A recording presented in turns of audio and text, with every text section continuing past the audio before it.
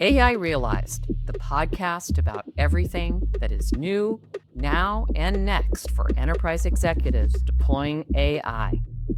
Hosted by myself, Christina Elwood, and my collaborator, David Yakobovich. Our guests will share what's driving AI adoption, use cases, and business models for the data and AI economy. Why the future is bright.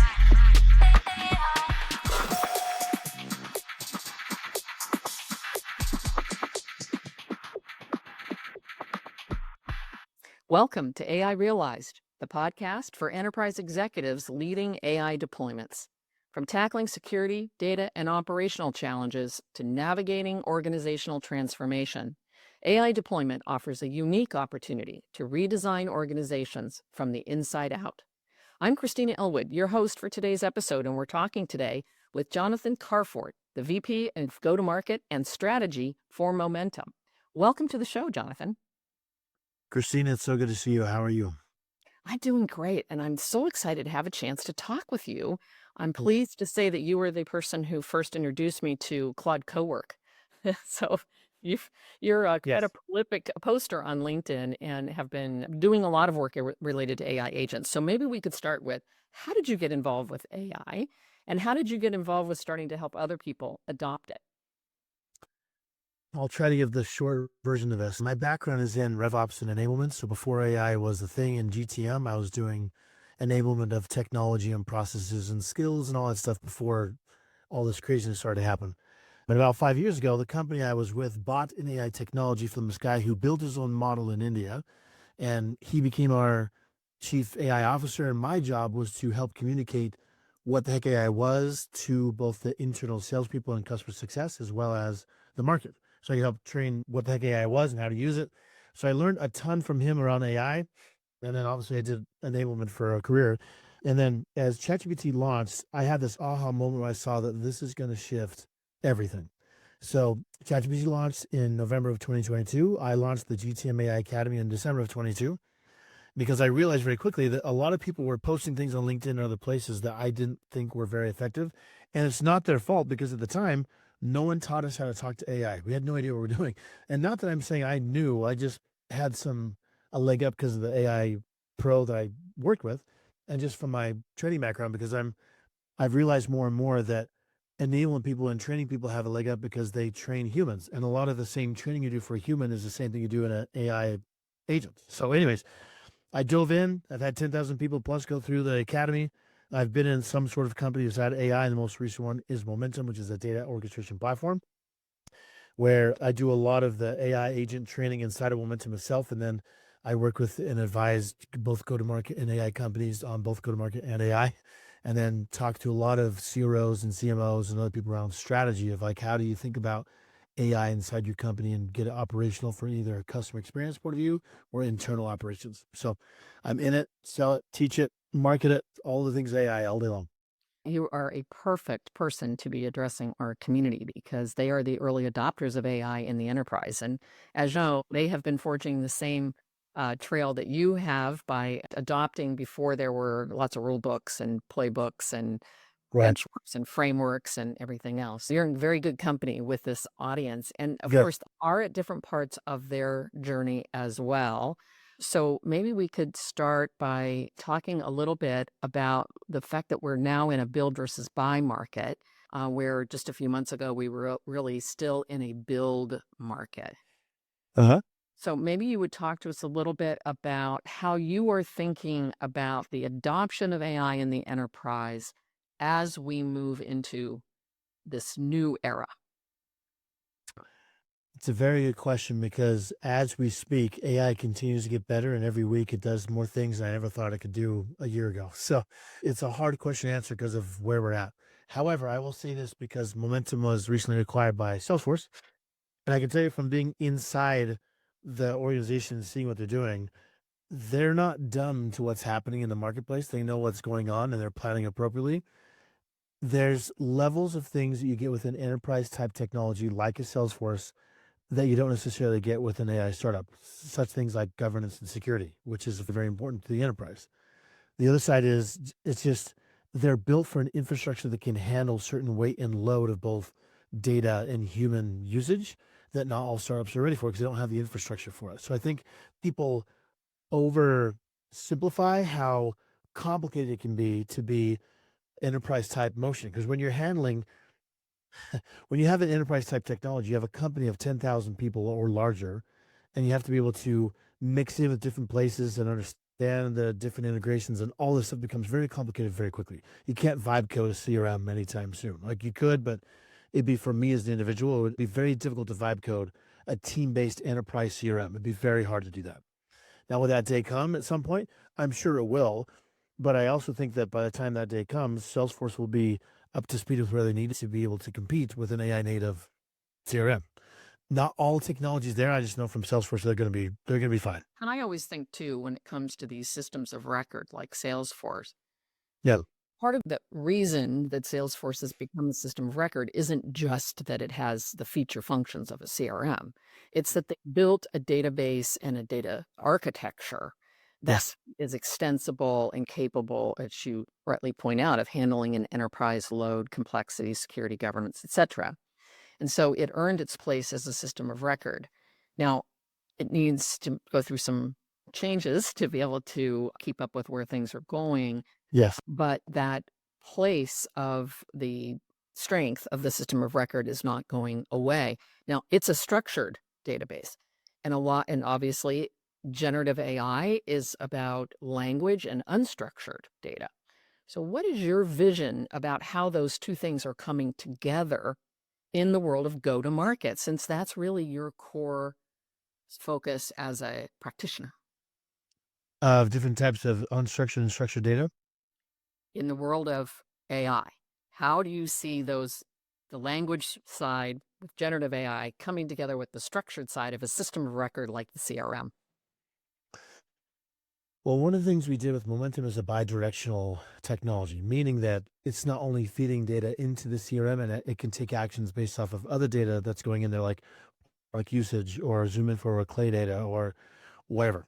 And there's a lot of things you can do as a result. And there's a couple of different things. And I don't think we had the ability before to see these patterns because we didn't have the data to do it with. But now, when you have a technology like Momentum that can analyze every single thing that anyone's saying in your company, like the prospect to a customer, you start to find patterns of data that you can then mix with like product usage or third party signals or other things that you never had access to before. That world's going to be pretty pretty cool because there's things I'm able to do with Momentum that I never could have done before from a marketing point of view to help me inform of what did my ICP just say this last week in conglomerate from enterprise down to SMB. I can do that analysis now. I could never have done that 3 years ago. And then I can also say, okay, based on this, what's the aspects of those people in the size of organization, the industries they're in, what's the titles they hold, all this information I can get really nitty gritty with, and then use AI to create content to go after more people just like them that resonated with our message. Does that make sense? So How are you putting those artifacts? Where are you tracking that information? Because Salesforce isn't set up to track it. There really isn't a system that is designed to track the conclusions that you just identified and the actions that were taken and how that feeds back to the action in the structured CRM data. yeah, for us it's Notion because that was our knowledge base as a team, and we have some integrations to where like Salesforce becomes like I don't want to say dumping ground because it sounds bad, but like it's the place where everything feeds to.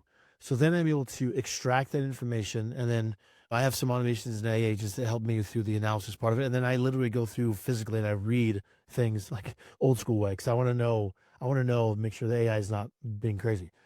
And then all my analysis is done in an enclosed AI that Momentum has the enterprise deal with, so I know the data is protected.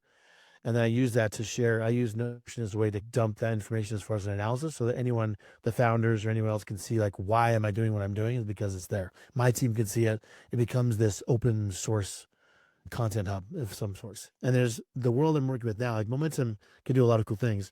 One of the things we do is we use things like a Make or a Zapier. And now I'm using things with Cloud Code to where it's becoming the bridge in between Salesforce and Notion so that I'm no longer the one copy pasting. It does it by itself and can look inside of it. The agent can grab information from a Salesforce, feed it into the AI itself, and then the AI can look at the Notion and say, okay, this is what happened last week. Here's what's happening this week. This is when we need to shift and then create content as a result. A lot of things happening without my involvement, but it's pinging me saying, hey, we saw this pattern change from last month to this month. Should you want to create content like this? And I sometimes take the recommendations of AI, but a lot of times it's me going, no, I think we need to do this because of my own experience and instinct and all that kind of stuff. But I love having the AI as another feedback mechanism to help me know what's going on in the space real time, because I don't have to worry about it anymore. I don't have to go listen to 15 calls to figure out what's happening in the last week.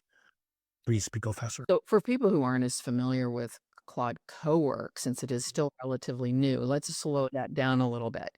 So, you're using Cowork, you've connected Cowork to Salesforce, you've connected it to Notion, and you have written an agent that's doing the analysis, and the Cowork agent runs the analysis and compares it to the previous week's data in Notion and then publishes it back to Notion. Is that correct? It's a very simplified version, but it's essentially it. Now, let me get a little more nitty gritty to hopefully it makes sense of us. Right now, my Cloud Cowork does not have an integration into Salesforce. I have to use Momentum to feed it into another place that Cowork can access. So it's the same thing. I'm just connecting the dots a little bit differently. Inside of Cowork, Claude just released a concept called Skills. Skills is essentially a markdown prompt with a YML, which is a summary of what's inside the skill itself. They did that because it gives the agent the ability to, I'm going to try to make sense of this. If I prompt Cowork, I have a list of like 40 skills, and each one of those skills at the very top of it has a line saying this skill is about branding, or this skill is about competitive analysis, or whatever, or products. It then accesses each skill as it needs to based on that one line summary. So if I have a task and I say, if the AI gets fed some information, it's going to take that and go, okay, we just got new data from Salesforce or Momentum about what someone just said last week.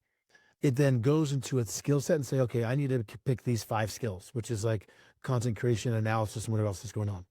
I have deep dove into the skills itself, so I know the quality coming out of it is really good. And then the AI agent will call on those skills based on what's needed, and then it pumps out all the content as a result. Does that make sense? So there's a lot of building skills. So when you're saying skills and it and so forth, you're referring to Cowork in those cases, right? Yes. So Cowork, like Is it the it's in center? Cowork, I'm interacting with an LLM chat. That's what I'm interacting with. But it's now become more agentic because that chat has access to all of the content, skills, data, all this stuff. And based on my chatting and my schedule that I put it on, I can say every day at 7 o'clock, go analyze this data, come back to me and give me a report. And based on the report, then go into Notion and update the information. Does that make sense? Yes, it So- does. And I appreciate you breaking that down, because I think for a lot of people that are listening, this is a relatively new set of capabilities for them. And it's illustrative of this era that we're in of going from build to buy and bridging the old and the new and so forth. Yes. Because what you've just described is for an individual or team productivity, you're able to build these agents relatively easily using the Cowork type of model or the OpenClaw or whatever the equivalent is of your LLM of choice. You're able to build these to automate a number of different tasks at the individual or team level. That is not the way you would do it for an enterprise-wide deployment of the technology, nor is it a solution that you're buying off the shelf. So it's a little bit in between, and it's down at more the individual level. As you Yes. zoom up and you think about tools that you can buy at the very top, like a Salesforce that may be enabled with AI, or other tools that are AI native, but are designed to be complete systems of their own, the equivalent of a SaaS product that is built with AI and is natively AI. What are you seeing there that is changing how you're thinking about the use of AI in the enterprise as a whole? Again, it's a delicate balance because security and governance is such a huge part of this that you can't skip over that. There's 2 sides of this. The one side is what's happening internally. And I think people over this last year threw Copilot licenses at their team and expected transformation, and it didn't happen. Because number one, it requires them to be good prompters and understand the technology, which they don't. And number two, you can only get so much time savings and amplification of a human with so many emails being saved. Like, I don't think you can save a lot of time with summarizing and writing different emails. It's not going to lift up your pipeline or revenue. So the question is, how do you analyze or how do you look at what's happening in your company internally so it brings more revenue and pipeline? Like, how do you shift that gear? Which at some points, which is why Momentum was so successful, we were that technology. Like, people couldn't vibe code at Momentum. People in enterprise like Zscaler, who had tens of thousands of users, had to use a Momentum because otherwise, to vibe code for tens of thousands of users based on their Salesforce logic would have taken them forever to do and make sure it was secure and safe. So, like, is this delicate balance of, if someone's listening, I would say not to go against technology like Salesforce. It's more looking at what's the future you're going to and who's building for that future, which again, Salesforce is. They're slower because they're bigger, obviously, but they are going that way. At the same time, using new technology like Momentum and figuring out what is the real friction points we're looking to do. Can we build for it? And then you absolutely should. And if you can't, don't think you're going to figure it out, because you won't. Like, I can't tell you how many people came to Momentum and said, we're going to go try and do this ourselves. And then came back 3 months later and they said, we can't do it. I'm like, I know, this is hard. Like, it's not as easy as you think. And the other part of it is, do you want to have your internal resources, the people who are internally are building you products to get more revenue? Do you want them focused on internal operations, or do you want to focus on more revenue externally with products? Like, personally speaking, you need to be externally focused with your internal resources, because technology is moving so fast. You need as much as you can to make sure you're keeping up with the game, because otherwise you're going to be eradicated. If Salesforce didn't have a fleet of engineers making sure their team was up and running, no matter how well they got the internal operations going, they'd be eradicated. So you have to have this balance of, how are we facing the marketplace and making sure we're keeping up, and how are we making sure our internal teams are working? It's always a continual back and forth of figuring out, do we hire for this, do we buy for this, or do we build for this? Which again You depends don't, on. there's not an obvious answer at the moment. No, and I don't think there's going to be for a while. And the only reason why is because Colex just came out 2 months ago. It's dramatically changing everything. That is going to have an impact on this whole conversation in the next 6 months. So theoretically speaking, someone could get, like right now in Cowork, you can get an enterprise license and you can have skills or agents that are for the entire organization, kind of like a custom GPT was. That can have major influence and impact on what technology people buy or build. But it's not going to be for every single use case and not for every single problem. So that's why I think people need to understand, what is the larger outcomes you're going for? Where are the friction points? What can you build for? What can't you build for? And then go buy what you can't and then run and make sure it's aligned to hitting revenue or pipeline targets. So a lot of these tools are being sold now, priced based on output or consumption. That's actually inaccurate. Go ahead. Say more. Yeah, when you look at all the tools coming out like Cloud Cowork and others, they're not based on that. They're based on seats and credits per seat. So you have a certain amount of licenses or credits or tokens per price per seat. Enterprises don't want to go to a place where they open up a checkbook and say, go spend whatever you want and have fun. They want to have a secure accountability of what's happening financially. Like, you look at any of the AI native, 11 Labs, Cursor, Lovable, Claude, ChatGPT, all of them have a fixed price per seat, all of them. And they're all in the AI native. So the whole outcome based, I'm not saying outcome couldn't not happen. I think it can. We're just not there yet. I was actually thinking of the vertical offerings that are out there when I said that they are all trying to go to output based, but you're bringing up exactly the concern that I think everyone has, and why I think it's unlikely to be anytime soon that we can go to that kind of a model. But Even if you Salesforce took it was from one of the a, first to claim they were going to go to an all consumption based model. So yeah, really what provoked the question is, are we back to the future here or not? I don't know. I know obviously Salesforce has success. They've had some failures. They just had the last earnings call last week where Mark was very honest or open about it. And I don't know if they're going to switch to the models or not, but when you think about, for example, you're a human, if we're going to use the human payment model as a reference, I don't get paid by my outcomes. I get paid a bonus on a certain percentage, but at some point my pay is capped. If I don't want to have an uncapped way, I go entrepreneur. So I don't have a cap on my pay. So I just don't see a world where it's just going to be an open checkbook. I just don't see that happening based on saying, you have these bajillion outcomes. This is all things. I just don't think that's going to be a good financial outcome. How do you think people are going to buy their AI tools in the long term? It's a good question. I think as AI gets smarter, it's going to have the ability to take someone through the entire sales process without any humans involved ever. And so the question will be, what will the consumer want to go through? What's their choice? And I think companies need to be prepared for having either an AI only play or an AI plus human play or a human only play. Because some people, for whatever reason, will be like, I don't have anything to do with AI. Just let me talk to a human. And other people will be like, geek out on having an AI experience and go through the motions. And I think some point we'll be weirded out when we have things that we couldn't do. It's like Uber. When Uber first came out, when I grew up, they told me never to get in the car with strangers, and I get in car with strangers all the time because of Uber. And then I thought, would it be crazy if I got in a car with no driver? And I just took a Waymo for the first time last summer. So it's things we said would do, but yet we're doing them. So it's like we don't know how we're going to interact with AI until we have an opportunity to interact with it and see, do I like this? Because like personally, I took a Waymo. It was cool.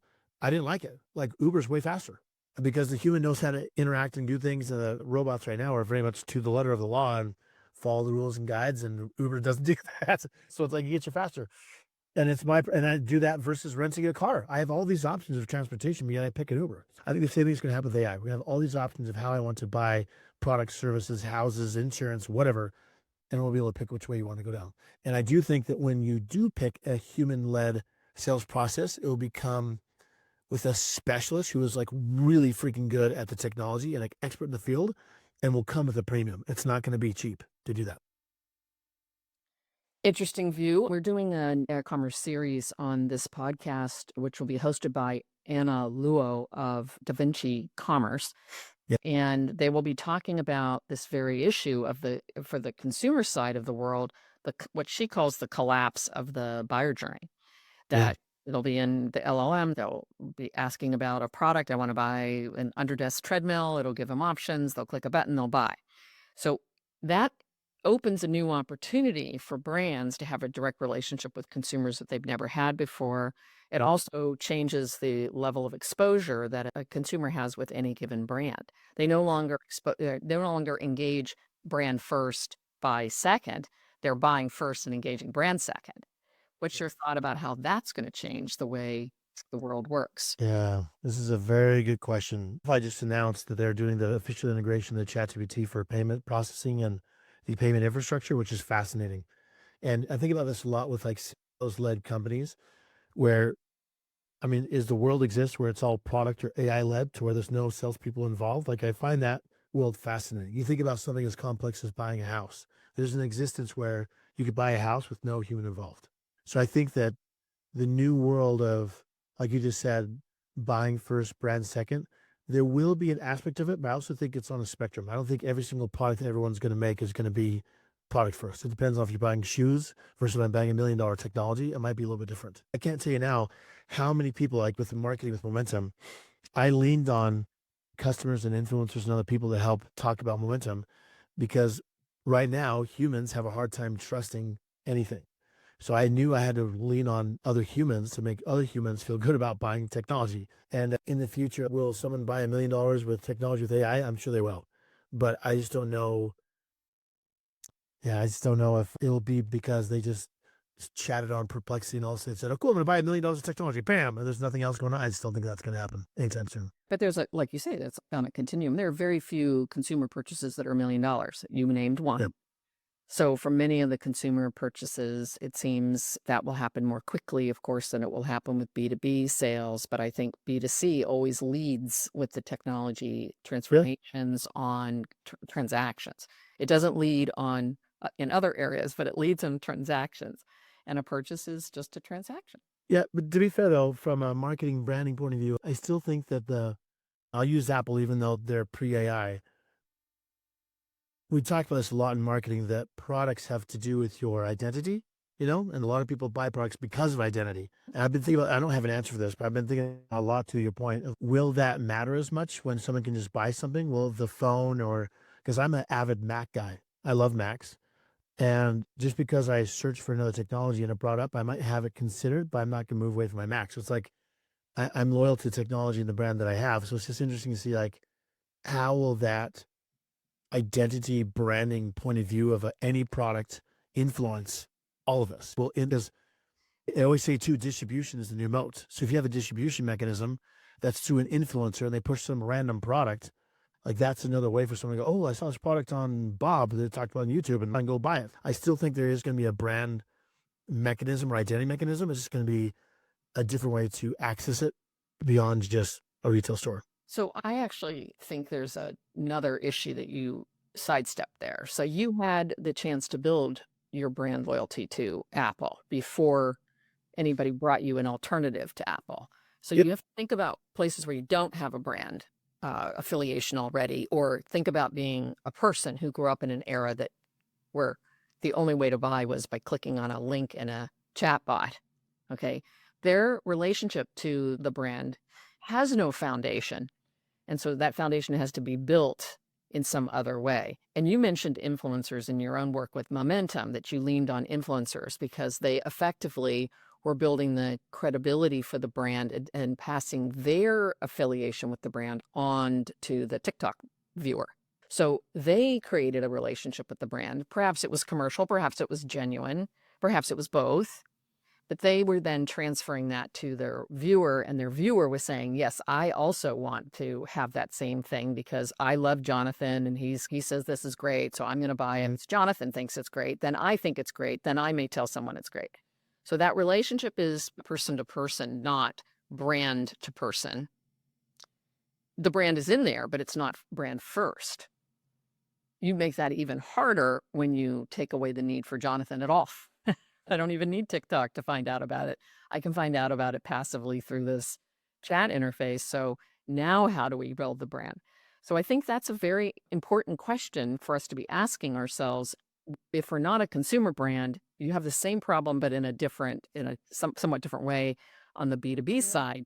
Because on the B2B side, you not only have to have someone be aware of what it is that you sell and who the candidates are to buy from, but you have to have some way for them to trust you on behalf of their company, not just on the behalf of their wallet. Yeah, I'm going to push back a little bit because I think you and I may define brand a little bit differently, just because the collection of people who push Momentum is not the same as others who don't resonate with it. It is part of the brand. Like, do you become an extension of it? Now, is it directly from the brand like you talk about? No.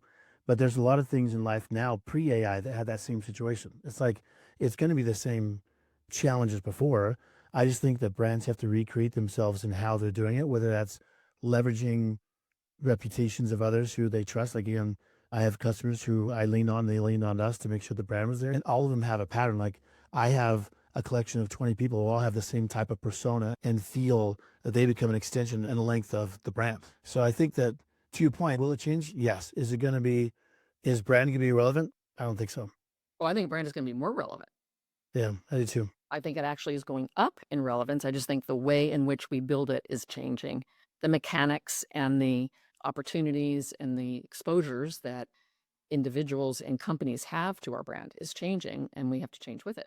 And marketers, to your point, like a part of that is making sure that the AI knows enough about you in your chat or however like the agents could be bringing you up via brand so it can represent you in a chat with some random user in India in the right way. So I think that's the shift that, for me anyways, that I'm making is like, how do I make sure that whether it's a human prompting getting answers or if it's an AI agent with OpenClaw going through and doing research, how do I make sure my brand is represented in a way that's strong? Yeah, it's fascinating. What were your strategies for Momentum? I mean, aside from the basic LMS text and the answer engine and the FAQs, in fact, we're doing a executive roundtable on this and a webinar as well, and I've had a couple articles written on the topic. But I'm interested for Momentum, what you specifically did beyond the most basic things for being found on the LLMs and being covered correctly. What were your strategies? Are you talking about strategies for AI search in general or just overall marketing? Well, you can take the question wherever you want it to go. I was asking specifically about what you did for GEO, AEO, and SEO, but you can take it to the broader question if you'd like. There's a multi-level answer because a lot of the core principles of SEO still apply. We're in this weird world where, like everything, it's shifting. There's still the old world that you have to be worried about and concerned about, and it's shifting over to the new world. So for me, in this last year of 2025, I had to build for both because we're not pure AI yet. So how LLMs view different things. For example, some people think that PR in a general category is worthless now, and I totally disagree with that because it brings authority to the brand and to the product. So one of my stable things was I had a good PR program going on, getting out there with like interviews and product launches and PR press releases, blah, blah, blah. And I covered one piece of the pie. On top of that, you also have your social, because Perplexity and ChatGPT and others use social media as another way to get their data. So I made sure I had people talk about it on Reddit, on LinkedIn, on TikTok, on Twitter, on all these different places. So that was another piece of the pie. And then you have things like a lot of content, not just through social media, but just in general, either through YouTube or just content through what I was shared online, to making sure I was being reviewed by all the different advisors and blogs and all that other stuff. And then for our own website, I was doing things like making sure the text files and the robot files and the AI files were all in order that the human doesn't see, but the AI absolutely sees on the website itself. And we pumped out in a month's time, like we used tech to kind of see where we're ranking. And we found that we were not ranking in some key prompts in June. We wrote 100 blogs with AI. We optimized it. Like I optimized a lot of them myself personally.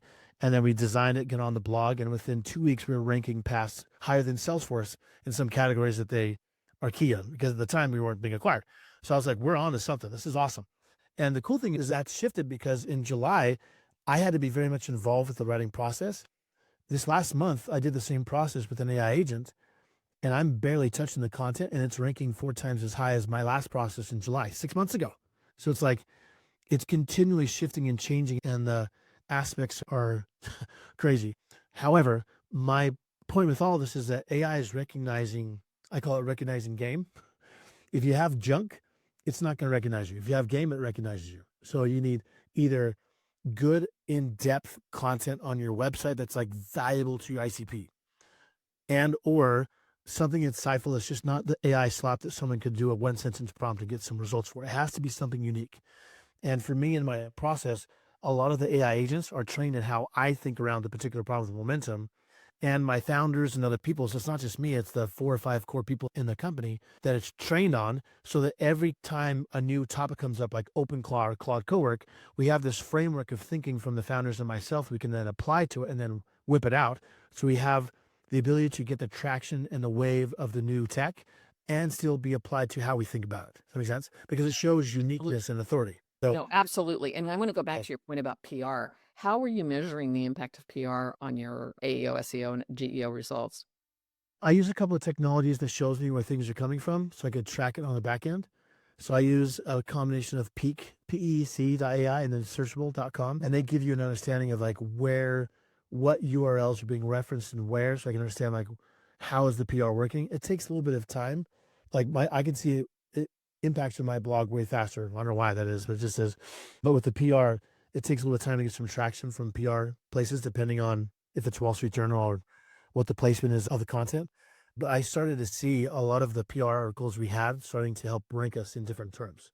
So it's kind of like a wheel. Like the crazy thing is, like with PR, I told them like, I want to make sure we focus on these 3 or 4 subjects, because I knew that the prompting land was people were generally prompting about this particular subject, but I also knew it was a hot topic from a PR point of view. So I was hitting 2 birds with 1 stone. Does that make sense? Yep. So that I knew it would help optimize for AI, but also help with the humans of whatever topic it was. Yeah, that's really good advice. And of course, this is exactly the kind of thing that we're going to be talking about at the roundtable and that the webinar will be covering, Yeah. because this is an area for everyone who's in the go-to-market motion. Not only how do you get found and ranked correctly for your content and what have you, but Yeah. also how do you create an engine around it, right? What are the systems and Yeah. processes that are necessary? So I appreciate you sharing that with us. Yep. I'm going to move to our closing here and talk a bit Okay.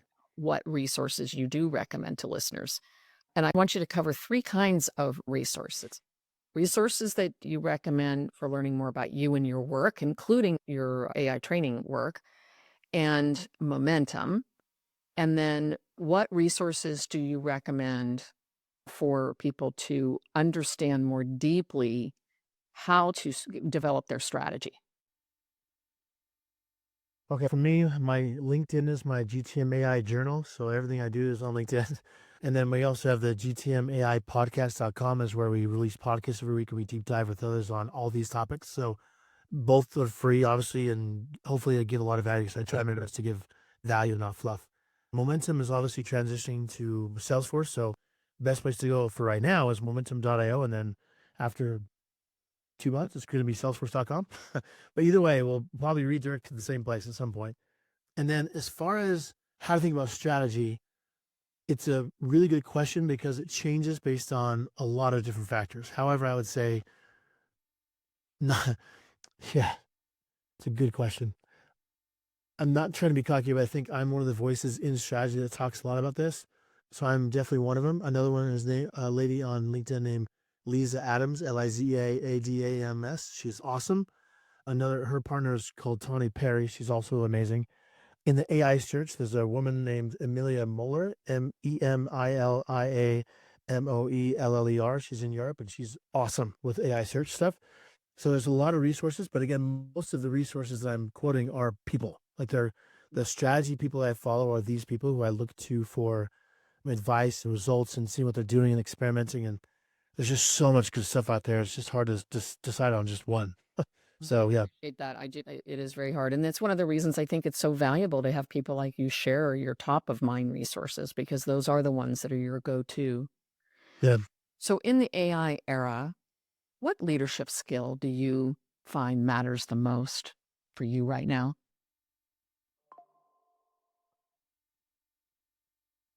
I think encouraging the heart is more important now more than ever, honestly. And I mean that on several different levels. I believe that when everyone has access to the same AI tools, that what's going to change how those tools are being used is the individual using them and wielding them. So if I made an AI agent team, if you and I, Christina, had the same technology, let's just say we had the same knowledge around AI, and we each had the task of doing a marketing plan or whatever, you and I would come up with very different things to do, which is a good thing because you have your genius, I have mine, and we have different approaches. My task as a leader is to help stoke the fire of someone's individual genius and their IP and help them think more critically and creatively, because that's where I think the one part of the moat of the future are the people with the geekiness inside of a certain subject. You know what I mean? It's those who just like love talking about whatever topic it is and they just can't get enough of it and they just experiment and play. I want to be a leader who helps stoke that fire within people, and I want them to be with me and be passionate, because there's nothing better than being with a team who is humble but working hard and also geeks on whatever topic they love to geek out on. That's like the best ever. So if I can create that environment where someone can do that and be successful and win and be AI native, I'm all for it. Love it. So if our listeners were to remember one thing from today's conversation, what should it be and why? I would leave you with push yourself with AI, and the best question you can ask yourself with AI, with your team or individually, is, I wonder if I can do this with AI. And be willing to try and fail, because you will. But those who are willing to try things and say, I wonder if I can do this with AI, are the ones who create these pioneering paths to do some really cool things. Because we are in a pioneering world, and this requires people to be willing to be pioneers and to try and fail and try again. So that's what I would say. Great advice. So thank you, Jonathan Kvarfordt, for the VP of Go-to-Market and Strategy of For Momentum. Thank you for You're joining welcome. me today on AI Realized. Thank you so much, Christine, for having me. And thank you for the listeners. Like, I appreciate everyone listening and appreciate having me.